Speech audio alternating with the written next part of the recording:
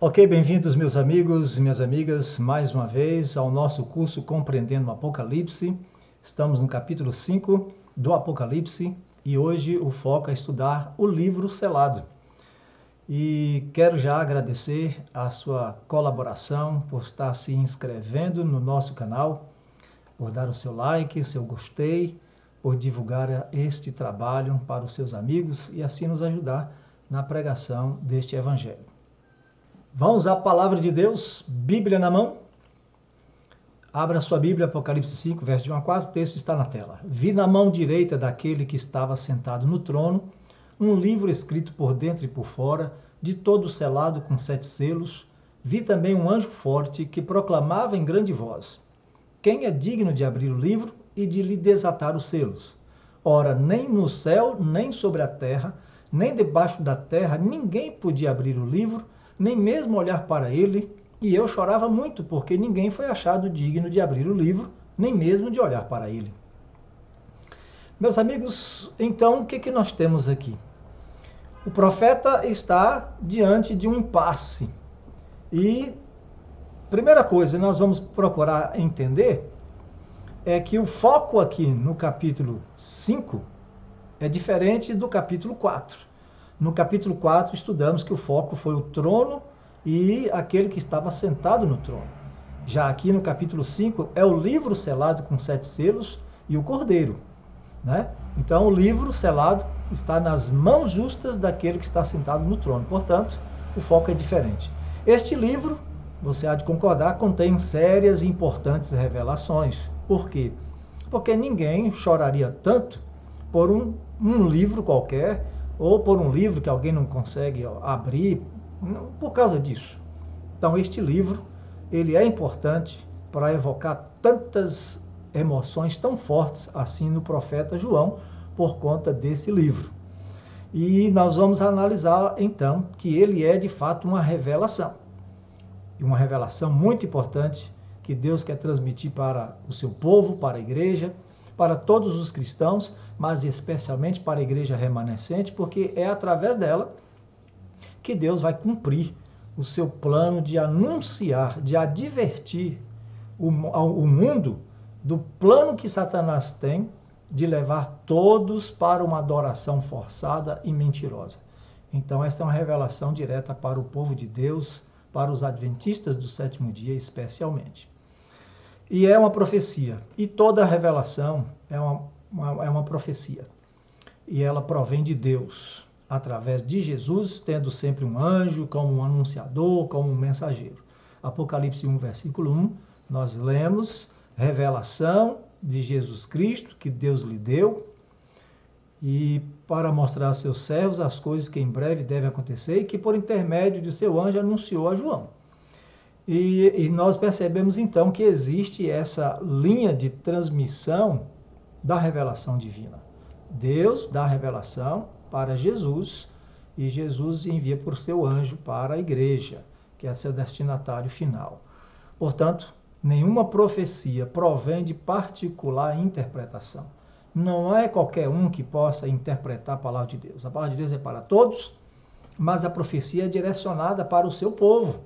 É a esse povo que compete compreender e transmitir para o mundo o recado. Deus não escolheu outro instrumento. É o que diz a palavra de Deus, por exemplo, em Isaías 29, 11, que é um desafio compreender uma profecia. Olha o desafio. Verso 11 e verso 12.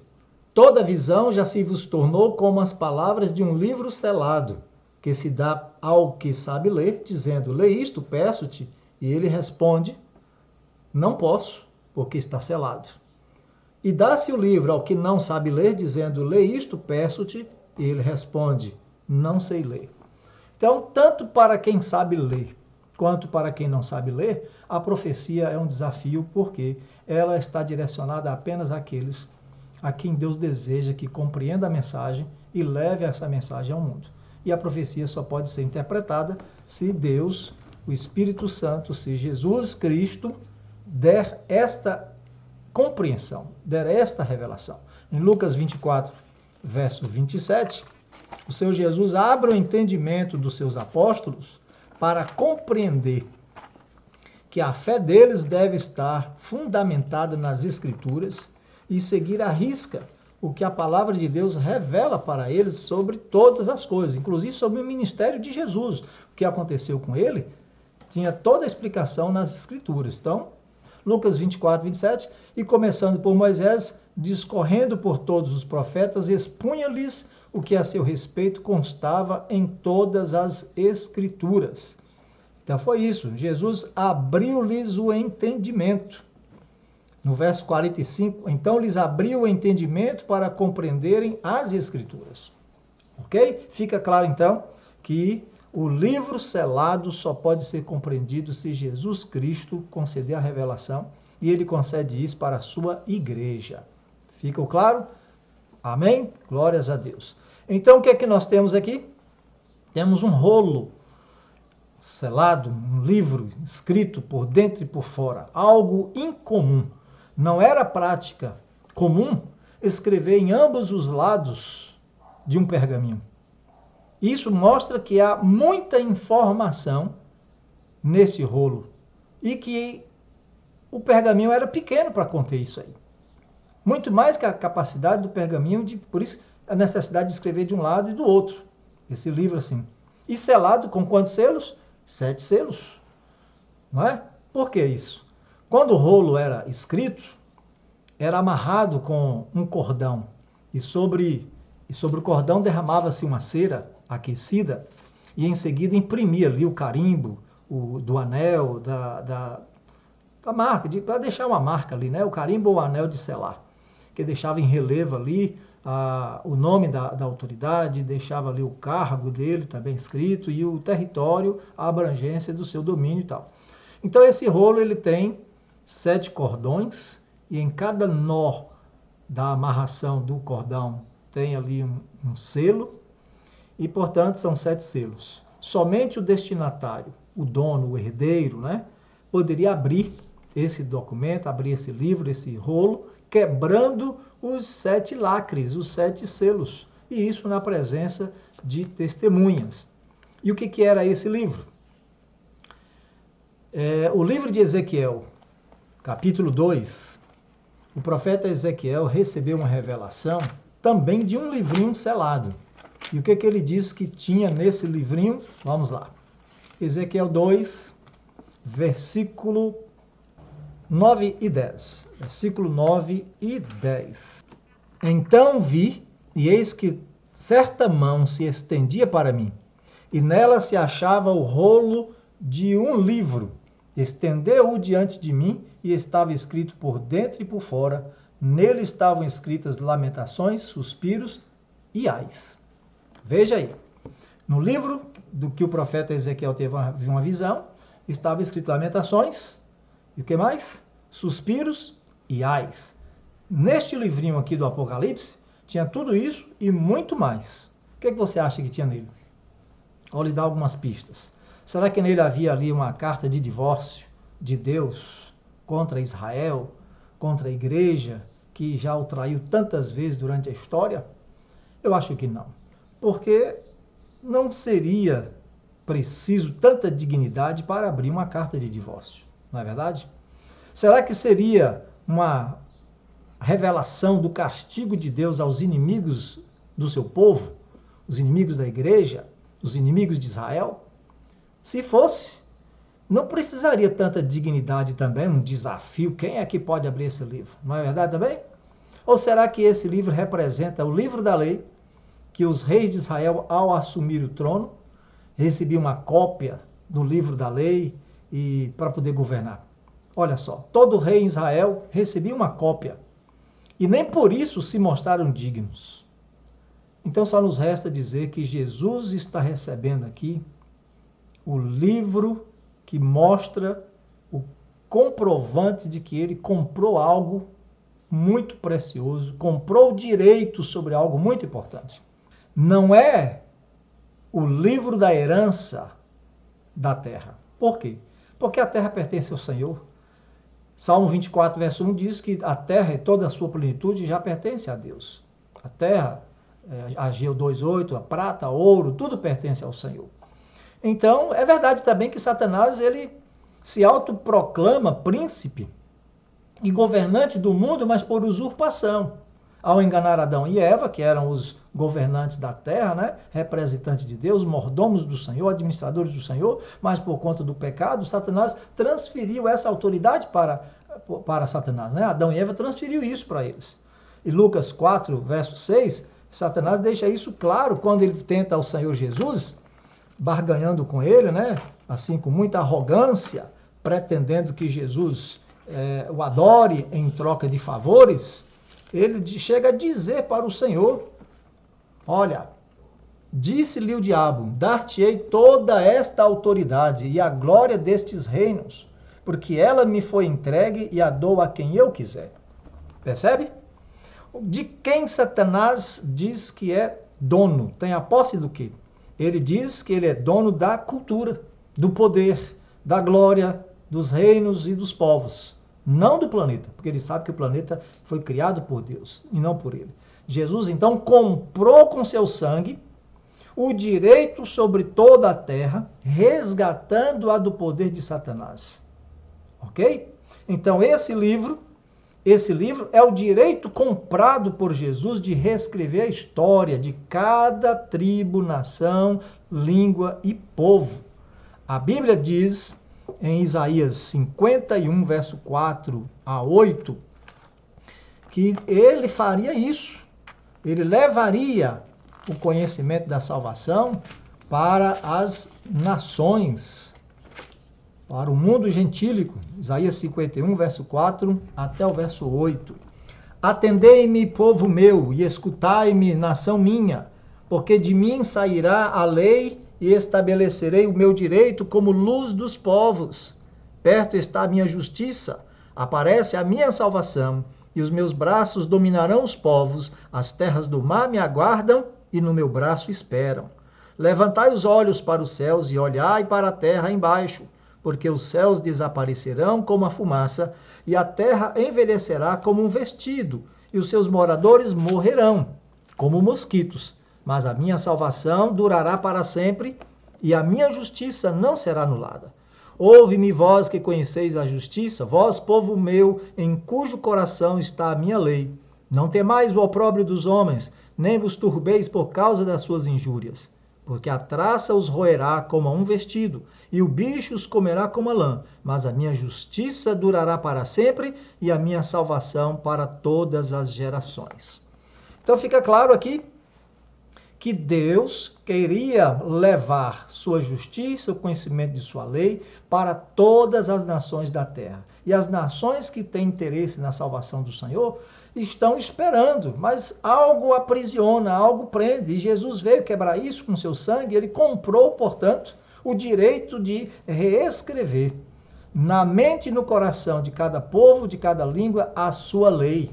É isso que esse livrinho está mostrando para nós. E todas as nações esperam isso com expectativa. Isaías 11, versículo 10, que é também um texto que faz referência aqui no livro de Apocalipse 5, diz assim, ó, naquele dia recorrerão as nações à raiz de Jessé, que está posta por estandarte dos povos. A glória lhe será a morada. Então os povos estão aguardando essa raiz, essa geração de Jessé, chegar até eles com a sua lei. E isso, com toda certeza, chegará através da igreja, instrumento apontado por Deus para levar o conhecimento da sua lei a todas as nações. Oh, glória! A igreja está no plano do Senhor. É importante compreendermos isso aqui. Toda a história sagrada, ela registra o agir de Deus para restaurar sua imagem perdida na humanidade. Toda a história registra isso.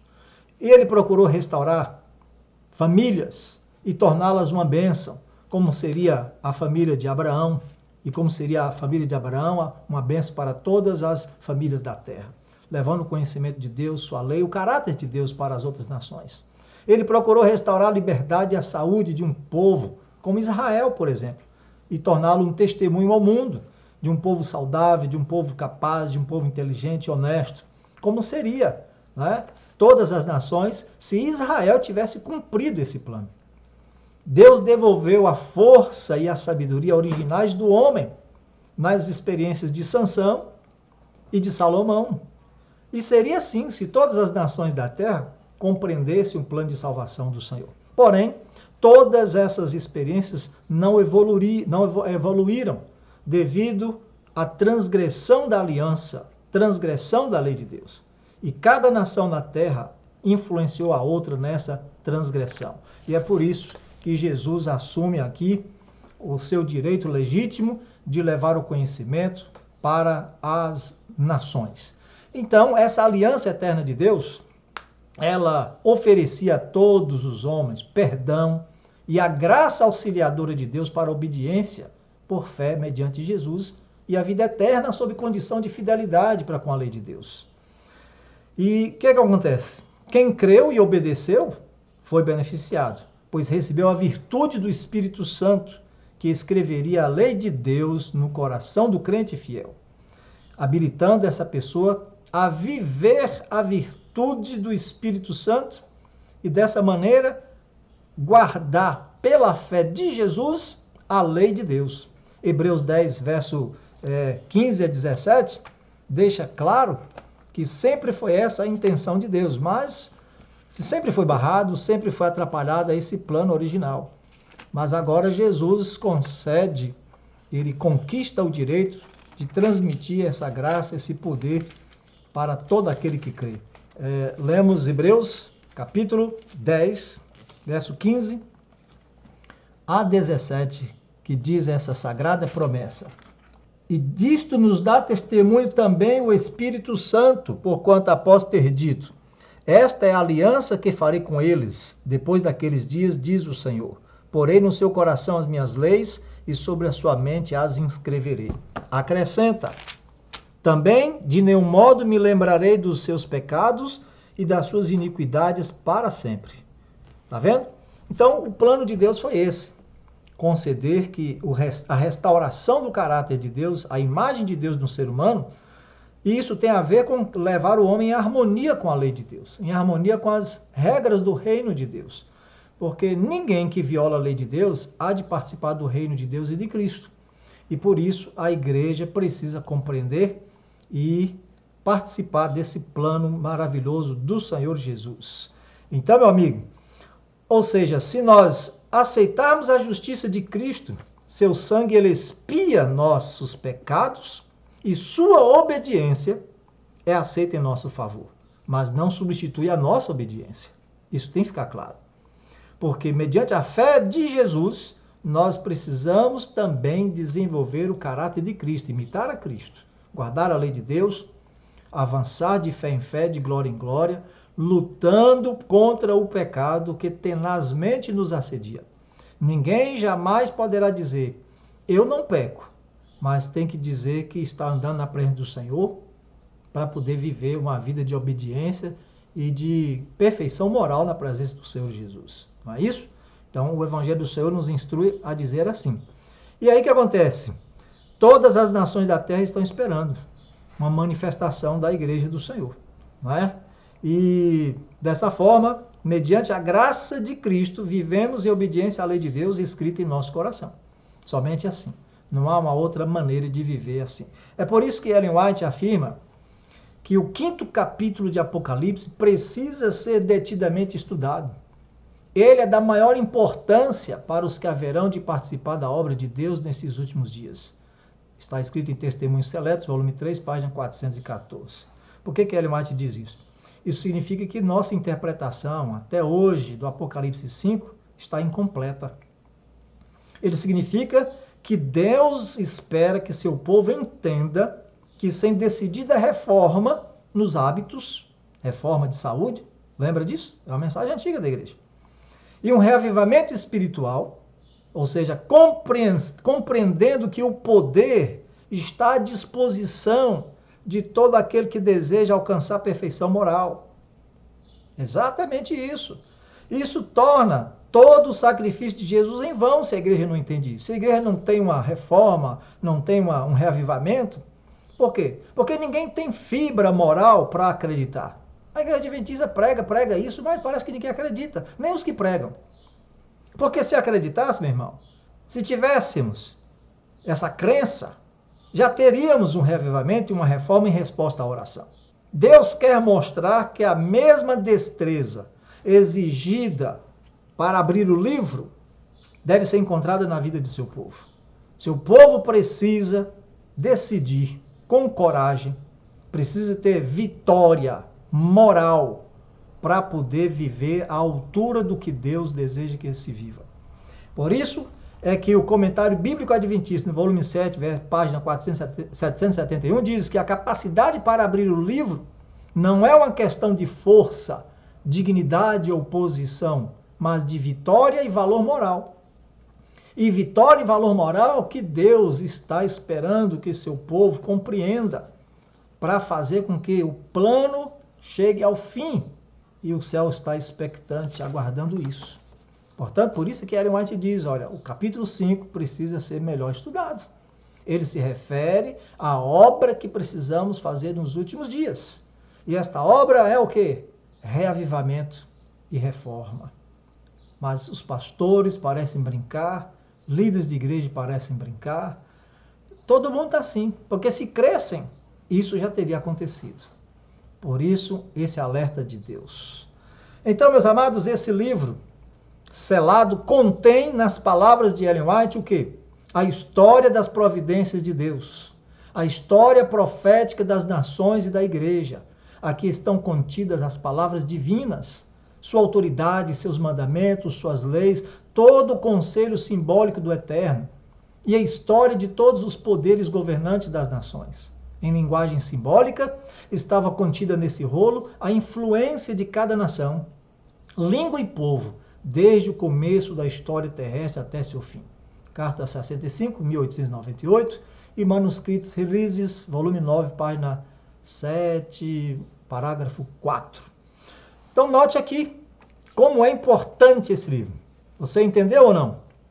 O livro que está aí selado na mão direita, está na mão de Deus, é o direito de Jesus de fazer o eterno propósito do Evangelho se tornar realidade. É restaurar a imagem de Deus no homem.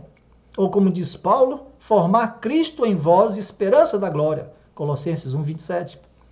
E ele não fará isso através de uma nação como Israel, mas através da igreja.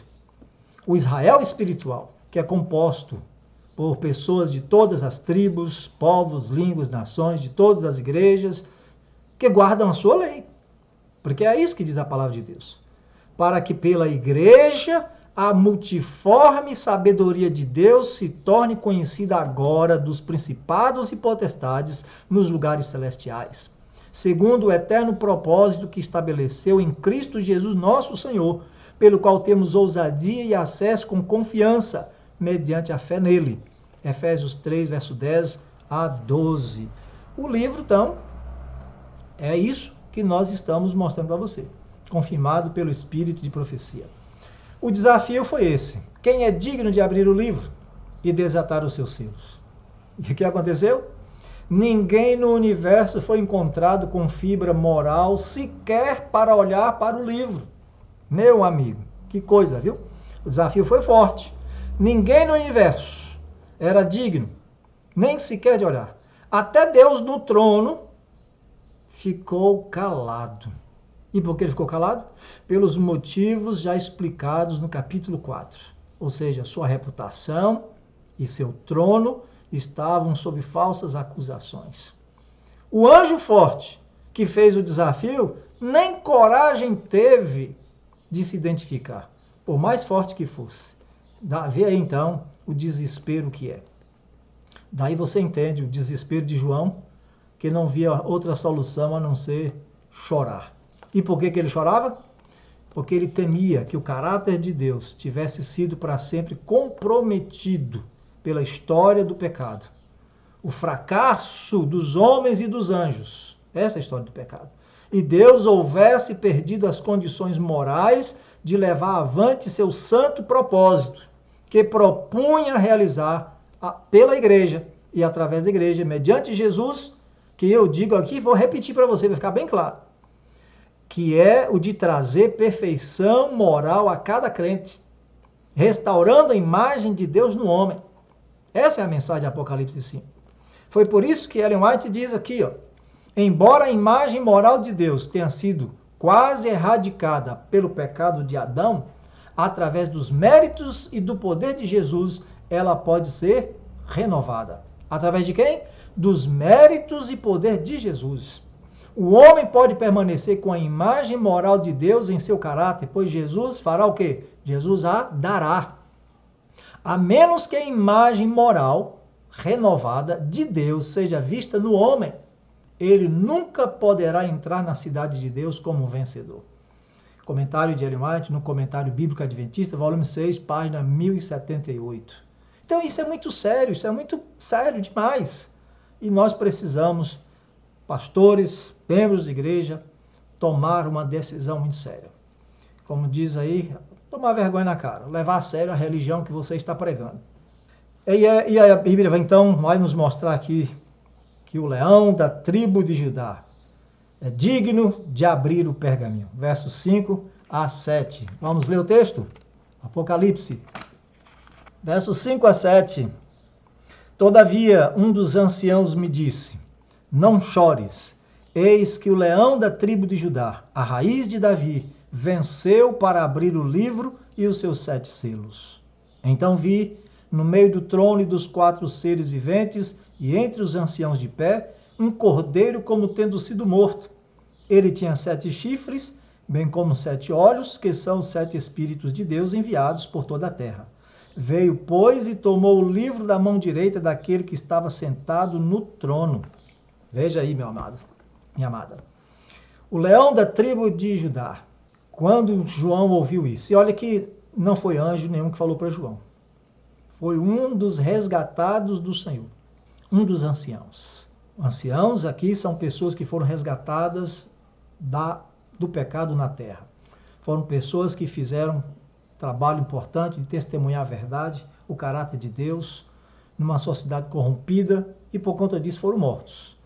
O último deles foi o maior profeta, João Batista. Eu acredito que João Batista está aí, entre esses anciãos aí. Porque são 24. 12 do Antigo Testamento, 12 do Novo Testamento, né? Representando toda a igreja do Senhor. E aí nós temos o quê? O leão. Esse título messiânico, leão da tribo de Judá, vem da onde? Vem de Gênesis 49, verso 9 a 10. Vamos ler? É a bênção profética de Israel sobre seus filhos, sobre os 12 filhos, né? Que seriam as 12 tribos de Israel, os filhos de Jacó. Então, a bênção profética dele, quando se diz a respeito de Judá, verso 9 e 10, é assim, Gênesis 49, 9 e 10. Judá é leãozinho, da presa subiste, meu filho. Encurva-se e deita-se como leão, e como leoa. Quem o despertará? O cetro não se arredará de Judá, nem o bastão de entre seus pés, até que venha Siló, e a ele obedecerão os povos. Então, está profetizado que o leão da tribo de Judá, o verdadeiro rei de Israel, Jesus, ele veio na época em que o cetro ainda estava na tribo de Judá, mesmo que era um rei muito de má índole, né? Na época que Jesus nasceu. E então Jesus é o único que cumpre essa profecia. Ele é o leão da tribo de Judá. Ele é aquele rei destinado a reinar sobre a casa de Davi. E Isaías 11, versículo 10, completa aí o simbolismo. Isaías 11, verso 10, diz: naquele dia recorrerão as nações à raiz de Jessé, que está por estandarte dos povos, a glória lhe será morada. Versículo 1 também, viu? Do tronco de Jessé sairá um rebento, e das suas raízes um renovo. Falando de Jesus, ele é, na economia judaica, a pessoa mais importante. Todo Israel foi montado como um povo para receber a Jesus. É para ele, por ele, ele é o único rei verdadeiro. E Israel, portanto, só existe por causa de Jesus. Está protegida por causa de Jesus. Então, está aqui. E esse título é repetido também em Apocalipse 22, verso 16, né? Que é o próprio Jesus se identificando como sendo essa raiz. Apocalipse 22, verso 16 diz: Eu, Jesus, enviei o meu anjo para vos testificar estas coisas às igrejas. Eu sou a raiz e a geração de Davi, a brilhante estrela da manhã. Ficou claro para você quem é esse rei? Mas veja, quando falou o leão da tribo de Judá, com certeza João levantou, nossa, quer ver quem é esse campeão. Quando ele olha, ele vê o quê? Como tudo é um simbolismo no Apocalipse, ele não viu um leão, ele não viu um cordeiro. E aí ele viu um cordeiro. E esse cordeiro foi exaltado. João se ergue então para ver o leão anunciado e ele vê o cordeiro. Um cordeiro que parecia ter sido morto recentemente, mas que estava vivo. Isso significa que ali está ligando o evento da morte de Cristo na cruz do Calvário e sua ressurreição. Ele foi julgado e morto no lugar da humanidade. Então, seu sacrifício continua fresco até hoje e disponível para a salvação de todo aquele que crê. Eis aqui o preço da redenção, o preço da recriação do homem. Jesus fez isso. Por isso, os 24 anciãos, os seres viventes, o louvam. Ele adquiriu o direito de dar pleno cumprimento ao plano da redenção. Verso 8 a 10 aqui do capítulo 5, os 4 seres viventes deixam isso muito claro, que porque ele morreu e pelo seu sangue nos comprou, né? Vou ler o texto, fica claro. E quando tomou o livro, os 4 seres viventes e os 24 anciãos prostraram-se diante do cordeiro, tendo cada um deles uma harpa e taças de ouro cheias de incenso, que são as orações dos santos, e entoavam um novo cântico, dizendo: Digno és de tomar o livro e de abrir-lhe os selos, porque foste morto, e com teu sangue compraste para Deus os que procedem de toda tribo, língua, povo e nação. E para o nosso Deus os constituíste reino e sacerdotes, e reinarão sobre a terra. Então fica claro que o livro selado é um livro dessa herança. Jesus comprou o direito de conceder poder para a igreja, para cada crente que o recebe, de guardar sua lei, de viver feito um novo homem, de ter moral firme e ilibada, de ter capacidade de barrar o pecado e se preparar para a transladação. Esse é o poder que Jesus transmite para a igreja, porque depois dessa cena aí de entronização dele, o Espírito Santo é enviado para a terra e o poder da igreja é fortalecido então pelo Espírito Santo. Então olha aí que o cordeiro ele tem 7 chifres e 7 olhos. Significa que ele tem todo o poder e onisciência, todo o conhecimento. Então, o que o Senhor Jesus tem é o mesmo poder do Espírito Santo, é o mesmo poder do Pai. A vida do Senhor Jesus foi de constante luta contra o pecado, constante vigilância, constante oração. E isso deve se reproduzir no seu povo. Com lágrimas, com súplicas, nós temos que vencer como Jesus venceu.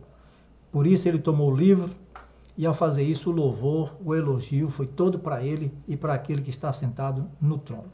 Vale ressaltar que aqui no Apocalipse 4, o louvor foi sobre a obra criadora de Deus, através de Jesus. E aqui no Apocalipse, o louvor é sobre a obra redentora de Deus através de Jesus também. Significa que quem louva a Deus, louva a Jesus. Quem adora a Jesus, adora a Deus e vice-versa. Ok? Então, como é que foi esse louvor? Essa adoração? 7 fatos importantes nesse louvor que são destacados. Primeiro, o louvor fala sobre o custo da redenção. A morte de Jesus. Foste morto. Segundo, o louvor exalta o autor da redenção. O Senhor Jesus, o Cordeiro de Deus que tira o pecado do mundo. Terceiro, o louvor homenageia os redimidos. Nos comprastes homens de todas as nações. Tá vendo? O louvor identifica o pagamento da redenção. Não foi com ouro nem prata. A palavra de Deus diz. Foi com teu sangue. O precioso sangue de Jesus, como de um cordeiro sem mácula. Quinto, o louvor mostra a abrangência da redenção. Fizeste-nos reis e sacerdotes para Deus. Na verdade, cada tribo, língua, povo e nação. Pulei aqui, não foi? Pois foi isso. Essa é a abrangência. Foi o mundo inteiro. E finalmente o louvor mostra a duração da redenção, que é para sempre, né? Reis e sacerdotes para Deus, isso não vai mudar nunca mais. E finalmente o louvor mostra o resultado final da redenção, é que esses santos de Deus reinarão sobre a terra, eles receberão, herdarão o reino de Deus através de Jesus. Mas para isso, tem que ter o caráter de Cristo. Tem que ter o caráter de Cristo. Eu tenho que repetir isso sempre. Constantemente eu tenho que repetir. Então, meu amigo, incontáveis anjos participam declarando a dignidade do Cordeiro por causa da redenção que ele realizou. O louvor não para. Verso 11 e 12. Todos os anjos. Vi e ouvi uma voz de muitos anjos ao redor do trono, dos seres viventes e dos anciãos, cujo número era de milhões e milhares de milhares, proclamando em grande voz: digno é o Cordeiro que foi morto de receber o poder e riqueza e sabedoria e força e honra e glória e louvor. E finalmente, toda a criação, no céu e na terra, adora o Pai e o Filho também pelo mesmo motivo. Verso 13 e 14. Então ouvi que toda criatura que há no céu e sobre a terra, debaixo da terra e sobre o mar e tudo que neles há, estava dizendo: àquele que está sentado no trono e ao Cordeiro, seja o louvor e a honra e a glória e o domínio pelos séculos dos séculos. E os 4 seres viventes respondiam: amém. Também os anciãos prostraram-se e a adoraram. Façamos isso também em nome de Jesus, porque isso é o que Deus mostra como grande foi o preço de nossa salvação. Jesus é o nosso parente remidor. Nasceu nessa terra como um de nós, herdou nossa carne e sangue, nossa natureza. Ele não veio como Adão antes do pecado. Não veio com natureza de anjo. Se ele viesse com natureza de anjo, já seria uma humilhação. Mas veio como mais fraco, como descendente dos filhos de Adão. Milhares de anos de pecado. A genealogia de Jesus mostra isso. Que ele veio como um ser, totalmente como um ser humano. Veio para este mundo para nos mostrar que não há desculpa para você continuar no pecado. Não há desculpa para você não aceitar a Jesus. Não há desculpa para você perder a salvação. Tudo foi feito e ele conquistou o poder para que isso acontecesse. Quando Jesus foi entronizado no céu, depois dessa cerimônia, verteu o Espírito Santo sobre a igreja no dia de Pentecostes, e o povo de Deus saiu na autoridade moral de Jesus para pregar o Evangelho, fazendo prodígios e milagres. Essa obra está atrasada na igreja adventista. Há uma promessa que isso vai acontecer. E ela vai acontecer. O povo vai despertar, em nome de Jesus. Ellen White diz, e aqui está o nosso apelo: estamos agora na oficina de Deus. E o processo que nos habilita para o glorioso templo continua nestas horas de graça. Não podemos ser agora indiferentes, negligentes e descuidosos, recusando apartar-nos do pecado. Mas devemos estar morrendo para os nossos defeitos de caráter e esperar tornar-nos puros, santos e moldados em caráter, à semelhança de um palácio. Quando Cristo vier, será então demasiado tarde para que os erros sejam corrigidos. Demasiado tarde para que o caráter seja mudado. Demasiado tarde para obter um caráter santo. Agora é o tempo da preparação. Agora é o tempo em que podemos ter nossos defeitos removidos. Agora é o tempo em que nossos pecados devem ser submetidos de antemão ao juízo, ser confessados e pelo arrependimento obter perdão para nossos nomes. Que Deus ajude aqueles que ensinam a verdade a serem modelos de piedade, repletos de mansidão e de bons frutos. Ellen White escreveu isso na carta 60, do ano de 1886, e está na meditação Olhando para o Alto, página 367.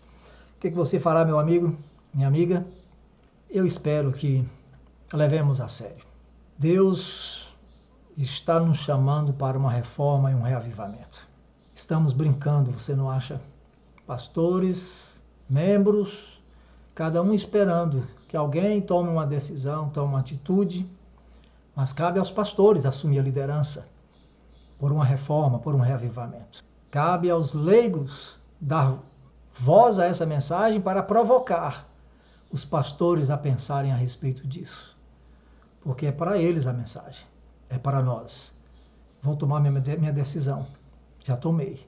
Desejo servir a Deus, desejo fazer essa reforma, desejo estar disponível para que o mundo veja Cristo em mim.